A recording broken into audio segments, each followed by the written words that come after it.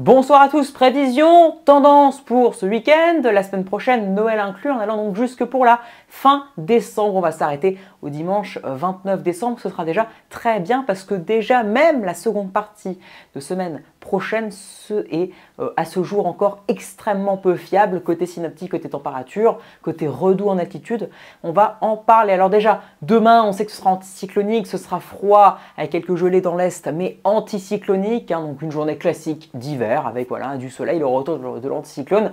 Avant que on met la carte, regardez donc pour ce dimanche, donc 22 décembre, à 3 jours de Noël, on s'approche de Noël, nous sommes donc déjà le 20 décembre, ça passe très vite, le temps passe très vite, donc 22 décembre, une descente polaire, une petite descente polaire maritime, du coup vu que c'est en flux nord-ouest, donc c'est plus un air d'origine voilà, qui vient davantage de l'Islande et du sud du Groenland que du cercle polaire arctique, donc c'est une descente plutôt froide, maritime disons.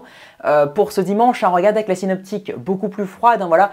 Le flux de nord-ouest davantage en France, donc venant de l'Islande généralement. Alors donc ça va créer un refroidissement. On aura en moyenne entre moins 4 et moins 7 degrés à 850 hectopascales, soit 1500 mètres d'altitude. Donc ça va bien refroidir les sols. Dès le dimanche après-midi, déjà des averses sont entrevues pour l'extrême nord. Voilà, la descente polaire, elle arrive, enfin la descente maritime, les polaires maritimes, disons, arrivent donc dès dimanche matin. Donc les températures vont chuter sous les giboulées d'ailleurs sur le nord de la France, les régions les plus au nord, dès le matin et surtout l'après-midi. Par exemple à Lille, il devrait faire dimanche matin 6 degrés, mais l'après-midi 5 degrés, 5-6 degrés sous les giboulées. Moins évidemment, ça peut chuter de 3-4 degrés sous une giboulée. C'est le principe même, voilà. Elle aspire l'air froid de l'altitude en l'amenant vers le sol. En fait, c'est un peu le phénomène d'isothermie concrètement.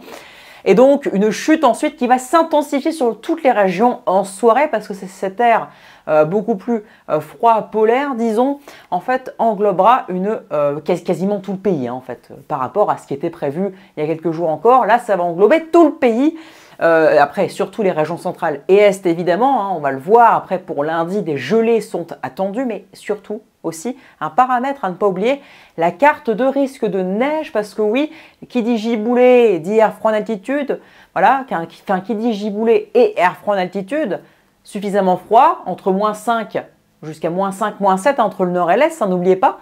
Moins 5, c'est le seuil pour la neige, dit aussi un risque de neige en pleine, un potentiel de neige en pleine avec pourquoi pas des averses qui pourraient d'ailleurs tenir au sol, c'est possible, notamment sur les premiers plateaux, les premières hauteurs à 300 mètres, 200-300 mètres, et même jusqu'en pleine potentiellement, saupoudrer les sols, voilà, sous les plus fortes averses dans une bonne partie est du pays. On le voit donc sur cette carte avec un risque de neige qui est quand même très élevé, supérieur à 75% sur une bonne partie est du pays, donc entre ce dimanche 22 décembre en soirée et le lundi 23 sous les plus fortes averses avant un assèchement de masse d'air avec l'arrivée d'un anticyclone de plus en plus imposant. Donc ce lundi 23, il y aura encore des averses sur l'est, mais malgré les gelées et le temps classique de plus en plus sec, il n'y aura rien d'autre à signaler.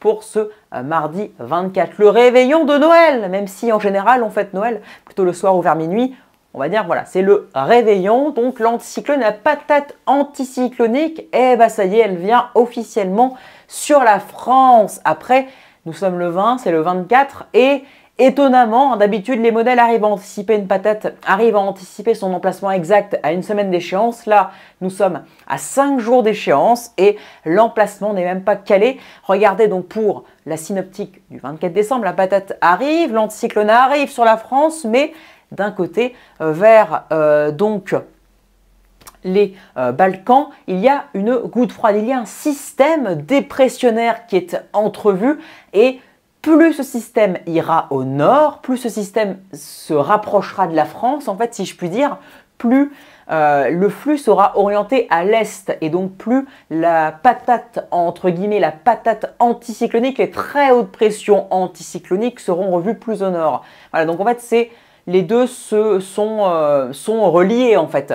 Un anticyclone plus au nord égale forcément un système dépressionnaire sur les Balkans, vers l'Italie et les Balkans, plus proche de la France, plus au nord-ouest du coup, vu que la France est au nord-ouest des Balkans et de l'Italie. Ce qui fait que les températures sont encore très mal appréhendées parce que je vous rappelle que même si le flux d'est est en altitude doux, déjà en altitude le redoux est encore très mal appréhendé. Sur certains modèles on est donc à 9-13 degrés, entre 9 et 13 degrés à 1500 mètres d'altitude. Je vous rappelle que des températures comme ça veut dire qu'en dessous de 1500 mètres, l'après-midi, tout fond. La neige, elle fondra et même disparaîtra en l'espace de 4-5 jours maximum. Alors que si nous avons un flux d'est et un anticyclone qui est vu de plus en plus, qui est vu plus au nord, si je puis dire, comme GFS, il est vu quand même plutôt au nord, l'anticyclone, même s'il fera doux, entre 6 et 8 en altitude de mémoire, eh bien, forcément, il fera déjà moins d'eau en altitude, donc la fonte de la neige en montagne est remise en cause au-delà de 1500 mètres, et entre 1000 et 1500 mètres, ça va bien fondre dans tous les cas évidemment, mais de manière bien moindre, et surtout au sol. Le froid de basse couche, un flux d'est, en hiver, ça donne un froid de basse couche, et en général, voilà, ça, d'après les dernières actualisations, en général, quand on voit les runs qui sortent, plus l'anticyclone est au nord, plus le froid de basse couche est intense, même si un anticyclone plus au sud peut véhiculer un flux d'est, bien que là, il fera plus froid en altitude et plus froid au sol avec un anticyclone, avec une synoptique plus au nord et donc avec un système dépressionnaire plus proche de la France. Donc c'est encore très mitigé. Ces emplacements vont jouer un rôle clé dans les températures. On peut passer de gelée le matin et 3-5 degrés l'après-midi sous un froid de basse couche assez puissant à juste un froid très classique, à savoir entre 0 et 4 le matin et l'après-midi entre 5 et 10. Donc un temps même un petit peu plus doux que les normales au sol. En altitude, on passe... C'est encore pire, les amplitudes sont encore pires. On passe d'un très léger redoux en montagne avec entre 2 et 4 degrés en altitude à parfois, d'après certains modèles, en flux de sud-est et très anticyclonique, avec un gros patator sur la France à 9, 10, 12 voire 13 degrés prévus à 1500 mètres. Donc c'est encore extrêmement peu fiable. Nos modèles s'habituent progressivement, nous habitue à une fiabilité de plus en plus décadente, forcément c'est catastrophique. Pour une synoptique aussi simple que celle-ci, où on parle juste d'un emplacement de l'anticyclone, alors oui, il y a un complexe dépressionnaire, il y a un petit système dépressionnaire, avec des pressions plus faibles que le marais barométrique, donc un système dépressionnaire vers les Balkans, certes, mais dans tous les cas, avant, il y a encore 2-3 ans, on arrivait largement à anticiper ces scénarios. À 6-7 jours, c'était plié, on savait à quoi s'attendre. On a 5 jours, on s'approche, et même plus on s'approche, plus il y a des divergences. Donc j'espère quand même qu'on ne sera pas calé seulement à J-3 pour une synoptique comme celle-ci. Ce serait une honte absolue. Voilà, les pires flops en termes de synoptique, c'est à ce jour J-4. Donc là, pour une patate, un patator tout simple, l'une des synoptiques les plus simples de l'hiver, ce serait une honte si c'était calé seulement à J-3 malgré tout. Bien que, donc, d'ici dimanche, je pense que nous serons calés. Ça arrive plutôt jeudi, ça arrive mercredi, jeudi, mais je pense qu'on sera calé dimanche ou demain. Demain, j'espère, on sera à J-4 demain. J'espère, j'espère. Mais sinon, ce sera dimanche à J-3 et j'ai bien peur qu'on finisse comme ça, vu comment ça change encore. Mais dans tous les cas, tendance générale, il va faire plus froid dès ce week-end, avec même un risque de neige en pleine entre dimanche et lundi, sur l'est, sous forme d'averses aussi, qui pourraient d'ailleurs tenir au sol localement jusqu'en plaine. Ensuite, retour de la patate anticyclonique, parce que même s'il fait plus froid, même si c'est plus au nord, plus au sud, dans tous les cas, ce qui est sûr, c'est qu'il y aura un redoux en altitude. Au sol, il va faire froid. Quelle intensité ? On ne sait pas, mais il y aura un certain froid de basse couche par rapport aux températures en altitude.